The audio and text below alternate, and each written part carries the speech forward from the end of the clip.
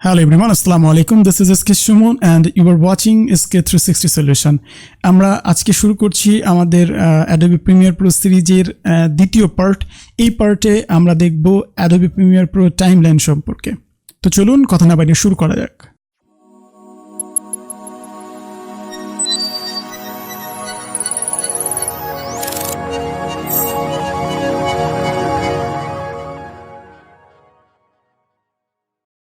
So এটা হচ্ছে Adobe Premiere Pro timeline. আমি টাইমলাইনটা একটু দেখাই। এই পুরো জিনিসটাই হচ্ছে Adobe Premiere Pro timeline.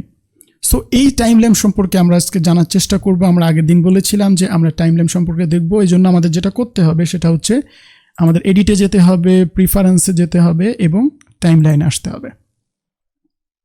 So এইখানটাতে এবার আমরা একটু দেখি যে কিছু সেটিংস আছে। সেটা হচ্ছে video transition default duration 30 frames, audio transition default duration 1 seconds, still image default duration 5 second.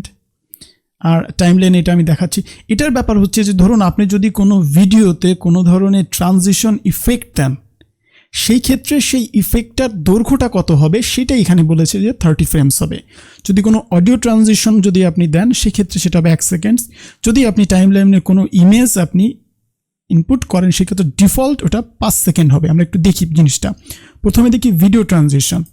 এই জন্য যেটা করতে হবে সেটা হচ্ছে আমাদের একটা ভিডিও আমরা এখানে একটু নেই। আমরা এখানে ভিডিওটা একটু নেই। এইবার ব্যাপারটা হচ্ছে ধরুন আপনি এখানে কাটার পরে আপনি এখানে একটা ট্রানজিশন আপনি আনবেন। ট্রানজিশন আনতে গেলে হচ্ছে আপনার যেতে হবে হচ্ছে ইফেক্টে। দেখুন এই যে ভিডিও ট্রানজিশন, আমি যে কোনো একটা ট্রানজিশন আমি এখানে একটু আনার চেষ্টা করি। ধরুন এই অ্যাডিকটিভ ডিসলভ, এইটা আমি এখানে আনলাম। এই যে এই ট্রানজিশনটা দৈর্ঘ্যটা বাই ডিফল্ট আমরা আগে দেখেছিলাম যে 30 ফ্রেম। দেখুন ডাবল ক্লিক করলে এই যে 29, এই 29 মানেই হচ্ছে 30 ফ্রেমস।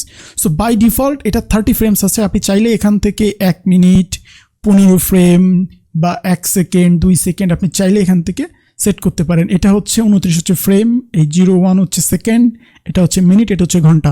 বাট বাই ডিফল্টের অর্থ হচ্ছে যে আপনি যখনই কোনো ট্রানজিশন আনবেন তখনই ওইটা হচ্ছে 10 ফ্রেম আসবে, আপনার চেঞ্জ করতে হবে না। সো আমরা একটু Ctrl Z দিই, ট্রানজিশন চলে গেল। এইবার আমরা একটু আসি অডিও ট্রানজিশন আমরা দেখেছিলাম 1 সেকেন্ড থাকে বাই ডিফল্ট। ধরুন এইটা অডিও ট্রানজিশন আমরা এখানে আনলাম। অডিও ট্রানজিশনটা অডিওতেই আসবে। দেখুন অডিও ট্রানজিশনটা যখন আমরা এখানে ডাবল ক্লিক করছি তখন এই যে 30 ফ্রেম আসছে। তার মানে হচ্ছে বাই ডিফল্ট এটাকে 30 ফ্রেম করা হয়েছে। সেটা কিভাবে করেছে সেটা হচ্ছে ইফেক্টে যে প্রিফারেন্সে টাইমলাইন, দেখুন টাইমলাইন এখানে 1 সেকেন্ড করা আছে। এই যে এই ভিডিওটা হচ্ছে 30 ফ্রেমের অর্থাৎ 1 সেকেন্ডে 30 ফ্রেম আছে। এই জন্য এখানে 27 অর্থাৎ 30 ফ্রেমই দেখানো হয়েছে। যদি এই ভিডিওটা 60 ফ্রেমের হতো তাহলে 1 সেকেন্ডে আমরা এখানে দেখতে পেতাম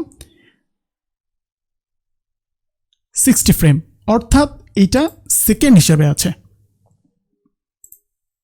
এখন আপনি চাইলে এই প্রিফারেন্সগুলো আপনি সেট করে দিতে পারেন।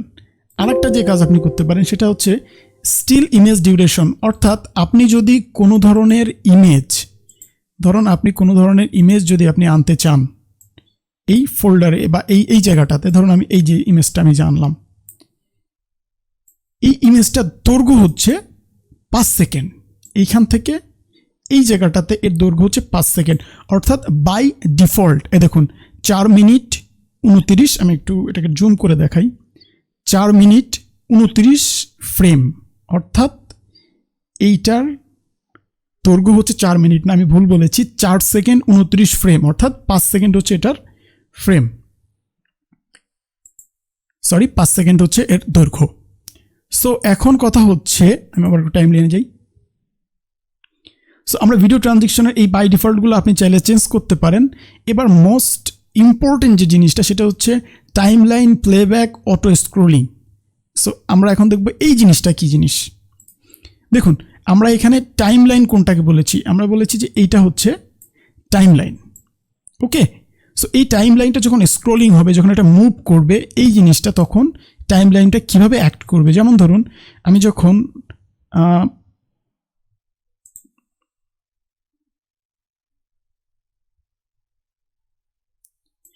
যখন টাইম লাইনটা, দেখুন এখানে কি লেখা আছে, স্মুথ স্ক্রল, 3টে অপশন আছে। যখন আমি নো স্ক্রল দিব তখন কীরকম আমি একটু দেখাই। ধরুন আমি এটা ওপেন রান করলাম, তখন দেখেন এই যে কার্সারটা, এই কার্সারটা এই জায়গা থেকে ডান পাশে চলে গেল, বাট এই পুরো যে টাইম লাইনটা আছে, দেখুন টাইম লাইনের কোনো মুভমেন্ট নাই।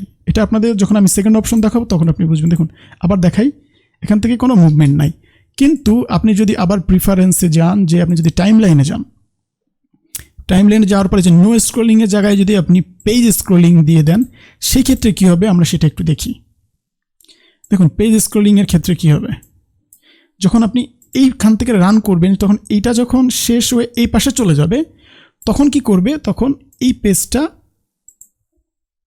এই পর্যায়ে যখন দেখুন ওই পর্যায়ে যাওয়ার পরেই এই যে পুরো টাইম লাইনে এই পাশেরটুক আবার চলে আসছে। ব্যাপারটা কীরকম আমি একটু দেখাই।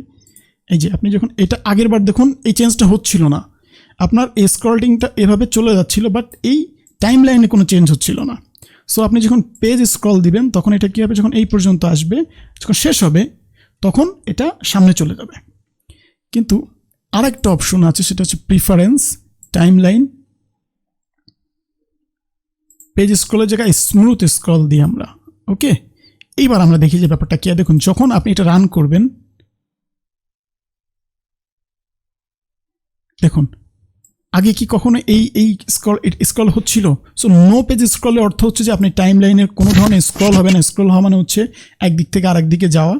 আর যখন আপনি পেজ স্ক্রল দিবেন তখন যখন এটা শেষ মাথায় যখন আসবে তখন পরে এইটা চলে আসবে। আর স্মুথ যখন দিবেন তখন এটা কাজের সাথে সাথে এটাও আপনার রান হবে। আমি আমার কাজের সুবিধার জন্য এটা প্রিফারেন্সটা রাখি হচ্ছে পেজ স্ক্রল। আচ্ছা, এইবার এই টাইম লাইনের আরেকটু অপশন আছে, সেটা হচ্ছে যে এই যে জায়গাটা আছে play work area after rendering preview.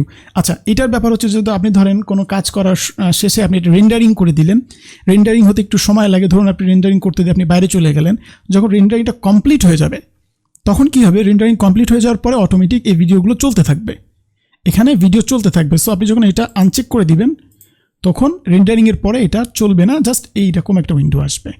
So time line সম্পর্কে আপনাদের আরও কিছু জিনিস আমি জানাতে চাই। যেমন ধরুন এই টাইম লাইনটা এতটুকু আছে, যখন আপনি টাইম লাইনটা বাড়াতে চাবেন, মানে এই ভিডিওগুলো, ব্যাক স্পেসের পাশে যে প্লাস বাটন আছে, প্লাস বাটন ক্লিক করলে এখানে সমান সমান আসতেছে, কারণ প্লাস আর সমান সমান একই বাটন। এটা যখন আপনি ক্লিক করবেন তখন এই দেখেন এটা আস্তে আস্তে বড় হচ্ছে। যখন মাইনাস করবেন তখন এটা ছোট হবে, প্লাস করলে বড়, মাইনাস করলে ছোট, প্লাস করলে বড় হবে, মাইনাস করলে ছোট হবে। অর্থাৎ টাইম লাইনে সিলেক্ট করে অলটা প্রেস করে যখন আপনি উপরের দিকে যাবেন তখন এটা ছোট, নিচের দিকে গেলে বড়। অর্থাৎ স্ক্রলিং করলে আপনি বুঝে যাবেন অলটা প্রেস করে কোনটা করলে বড় ছোট হবে। এটা হচ্ছে বড়, এটা হচ্ছে ছোট। আর এইখানে বড় ছোটতে হচ্ছে এখানে বড় ছোট দেখাবে। সো এই ছিল আমাদের আজকের পর্বে। আমাদের পর্বটি যদি ভালো লেগে থাকে তাহলে অবশ্যই আমাদের চ্যানেল সাবস্ক্রাইব করবেন, এবং আমাদের এই পুরো সিরিজ সম্পর্কে আপনাদের যদি কোনো ধরনের প্রশ্ন থেকে থাকে তাহলে কমেন্টসে আমাদের জানাবেন। আমরা চেষ্টা করব আপনাদের কমেন্টসের রিপ্লাইগুলো খুব দ্রুত দিতে এবং সমস্যাগুলো সমাধান করতে। তো ভালো থাকবেন, সুস্থ থাকবেন, ধন্যবাদ সবাইকে, আসসালামু আলাইকুম।